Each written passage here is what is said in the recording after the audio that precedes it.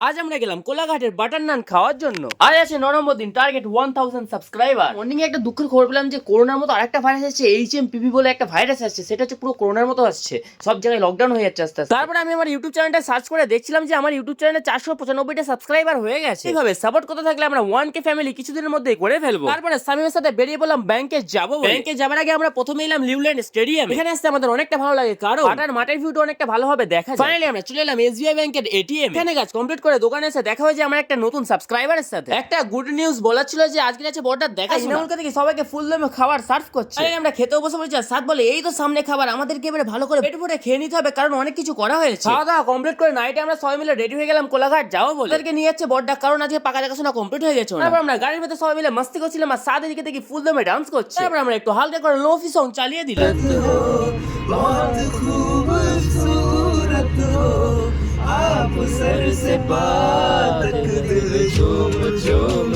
Finally আমরা কোলাঘাট ব্রিজে চলে এসেছি, আর দেখছি একটা ট্রেন যাচ্ছে, খুব ভালো লাগছে দেখতে। নাই তারপর আমরা শেরো পাঞ্জাব ছেড়ে কিছুটা এগিয়ে গেলাম। তারপর আমরা রাধাকৃষ্ণ হোটেল এন্ড রেস্টুরেন্টে চলে এলাম। আমরা অর্ডার দিয়ে দিলাম সবার জন্য একটা করে বাটার নান, তার সাথে একটা করে কাবড়ি ছিল, আর একটা কি ছিল আমি ঠিক জানি না। দেখা যাক এর টেস্টটা কেমন লাগে বাটার নানের সাথে কাবড়ি ছিল। যদি বাইক করে বা 4 চাকা করে দিকে যাও, এখানে তোমরা স্টে করতে পারো। আরে বিসমিল্লাহ বলে খাওয়া শুরু করি, দেখা যাক এটা কেমন হয়েছে। যখন গালের মধ্যে রেখে খাবার টেস্টে বুঝতে পারলাম যে ওয়াহ ভেরি নাইস। আমরা খাওয়া দাওয়া করে ঘরের দিকে যাই। তোমরা এরকম আরো শর্ট মিনি ব্লগ দেখার জন্য আমার চ্যানেলটি সাবস্ক্রাইব করো।